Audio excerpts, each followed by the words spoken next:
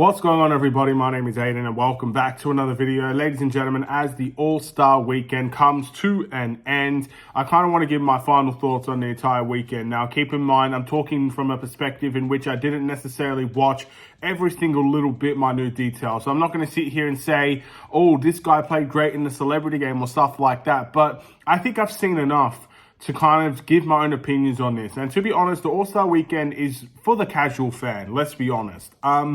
If you're a diehard NBA fan, yes, you could probably still have fun on this weekend, but I think there's a lot missing with this weekend. I think there's a lot missing to what, I guess, a guy that wants to watch basketball more often, a guy that likes the value of the competitive side of basketball, it would be missing in this type of weekend, unfortunately. So I'm going to try to get my opinions out there as respectfully as possible, of course, and discuss the positives and the negatives of the weekend. And again, the next video, we'll be talking about Chicago Bulls related injuries and whatnot, and we'll be getting back into the groove of things as we look forward to, obviously, our upcoming game against the Boston Celtics. But before we get any further, if you like the video and you want to see more from me, drop a like, drop a follow, and or subscribe if you are new, and let me know in the comments below your thoughts about the Chicago Bulls and this entire weekend.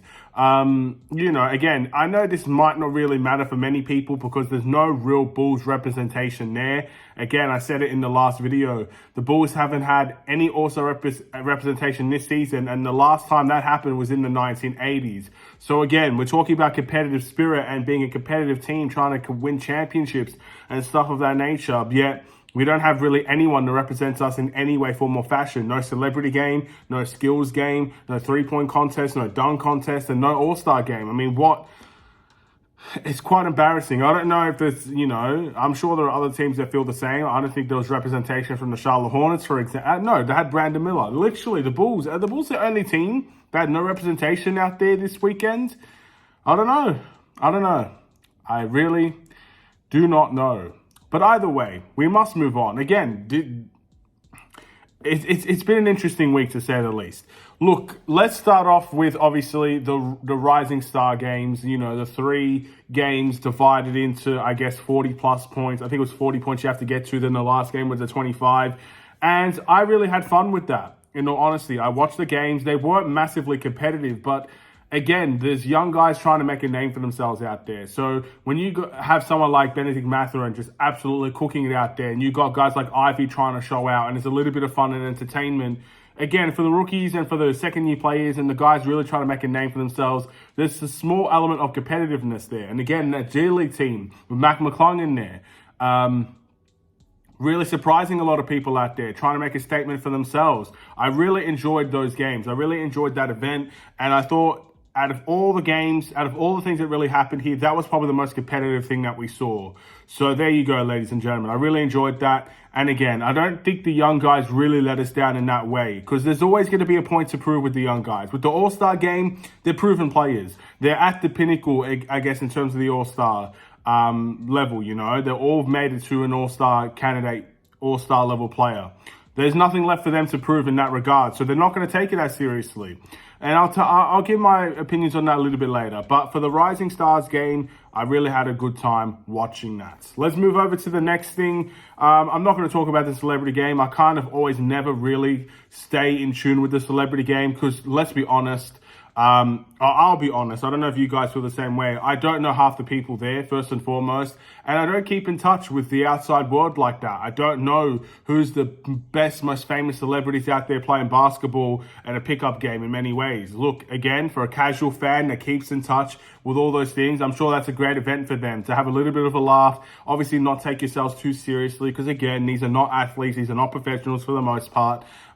They're celebrities, and celebrities, not all of them are going to be good at basketball. It's as simple as that. So, yeah, that's kind of how I view the celebrity basketball game, and view that, that it's kind of the outside world type of thing. That I look at the NBA as a bubble, and everybody in the celebrity game is kind of away from that bubble. Maybe some people are coming in and talking about that bubble, but for the most part, they're doing their own thing, and they're coming for a one-night event, and that's okay. I really have no problems with the celebrity event whatsoever, but not my cup of tea.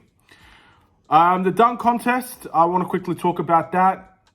I enjoyed Mac McClung winning again because, again, a former Bull technically and someone that's in the G League, someone that's relatively unproven at the NBA level, gets an opportunity to really shine in an All-Star weekend. And people know him based on these dunks. People know him based on winning the dunk contest. And look, the world is not all about notoriety. No one truly needs to know who you are to make a difference in this world, right? But for someone that wants to be in the NBA, wants to compete at the highest level, wants to compete for championships, I don't know if Mac McClung will ever get there. That's going to be up to him, and that's going to be up to the NBA, of course. But if he does get there, even if he doesn't get there, there's going to be a lot of memories that he's going to have at the highest level because of winning and going back-to-back in the dunk contest. So that is going to be great for him. But despite that, the dunk contest hasn't been that great for years. I mean, the closest we've gotten to an entertaining dunk contest was Zach LaVine versus Aaron Gordon, the 2 years in a row that they versed each other. So look, let's be honest, there needs to be a little bit of a revamp there, or they just need to get rid of that competition in general, because the dunks that we have seen, we see all the time. Again, we've had the dunk contest for what, 20 years, a little bit more than that? I don't know how long it's been, but there's not a whole lot of creativity left in the dunk contest. We've seen everything we need to see. And yes, these guys are getting massively more athletic, and that's fine.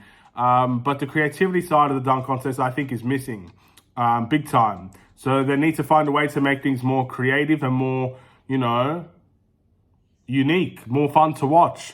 I just think it's very difficult to do. I'm not a big fan of the dunk contest these days. I can respect the fact that these guys can do incredible dunks, but again, it's dunks we have seen. But put it this way, I can't dunk a ball. So they already got one up on me there. Even if it had the most basic dunk, that will be better than what I could do at this point in time. Then we move over to the three-point contest. First and foremost, the Steph versus Sabrina three-point contest, in which Steph ended up winning. Look, I am a big fan of the three-point contest, and I'm a big fan of the WNBA versus NBA type of atmosphere. Again, I think there's a good thing going on there, and I'd like to see that continue. A lot of respect, I think, has been shown for both Steph and Sabrina out there. And in all honesty, I think this is something that needs to become a yearly thing. The winner of the WNBA three-point contest versus the winner of the NBA three-point contest. Because I do think there's a little bit of competition there. Again, I don't think it's as clear a cut as the men's three-point contest winner is going to win every single time. Again, it wasn't a bad battle out there at all. It was a fun, entertaining battle. Of course, Steph did win it at the end, but I really think that could be something we continue to go down in the future. I think it sets a good precedent. I think it sets a good example for the young kids out there, whether you're a man or a woman, whatever the case may be. And I think that could be something we should continue to see stuff like this. A little bit of a crossover every now and then. Look, it gets more exposure to the WNBA. Let's be honest. More exposure, the better, because that will get them more pay and whatnot. And I'm not here to get into the political debate of things, but more awareness, more people and eyes on the WNBA is going to be a good thing for everybody. And of course, it brings just a different side of the spectrum that we might not know of as NBA fans. And that is something that's okay. I'm completely fine with that. I did like that battle. And obviously the main three-point contest, it's the same thing, really. I mean, it's good to see competitors like Larry Markkinen out there, Damian Lillard out there and whatnot.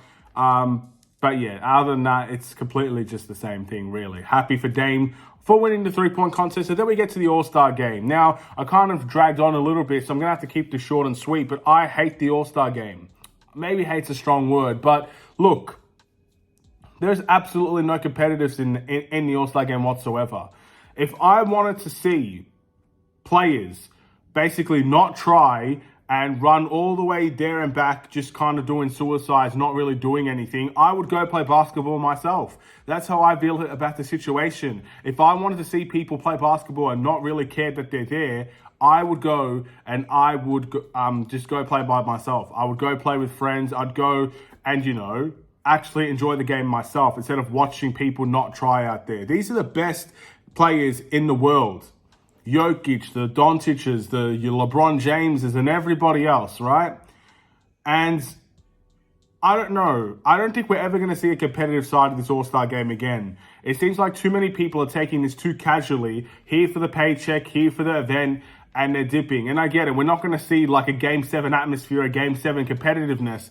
But what we're seeing, it's getting significantly worse every year, where it literally looks like We're here to see people show off instead of actually play the game and play it the right way. I think Anthony Edwards said something along the lines of, it's never going to be serious. So I'm not going to take it serious. I'll be honest. Until there's massive improvements there, I'm not really in for the All-Star game, and I'm not going to really watch it. But what do you guys think? Thank you for watching. Drop a like and a follow, and or subscribe if you are new. See you in the next one. Stay safe, stay healthy, and stay tuned for more.